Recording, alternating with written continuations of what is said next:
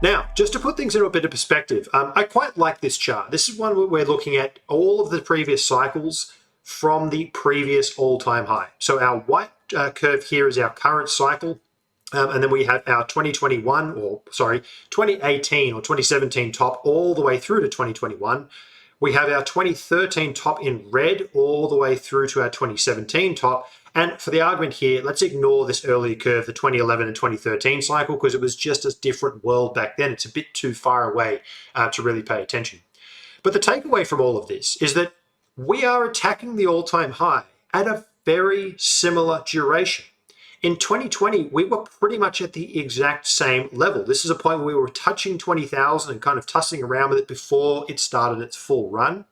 It took a little bit longer back here in 2016 and 17 on the red curve, but we are more or less very much in line. Now, there's a lot of folks who are looking at the all-time high and measuring it from November, and of course that makes sense from a price perspective.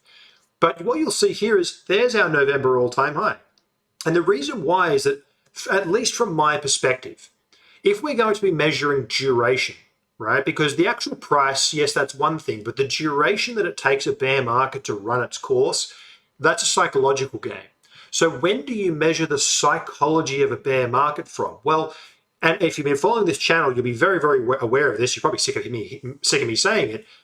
But really, April 2021 is, in my opinion, when the real bear market started. That was the all-time high. Pretty much every on-chain metric that describes long-term holders selling and kind of it's getting pretty toppy in here was January and February. We saw GBTC go into a discount somewhere around March. And from that point in time, and certainly beyond that first May sell-off that took us down from, it was up in the 50, 60,000s down to 29. It was a pretty brutal sell-off. We never saw on-chain activity pick back up. We never saw MVRV pick back up.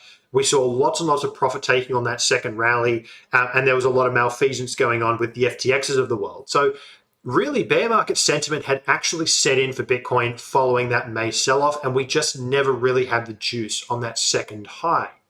So as a result, if bear market sentiment set in here, this duration, strangely enough, and again, Bitcoin just seems to have this natural cycle, and I think it's all driven by the human beings and the natural psychology that plays into it.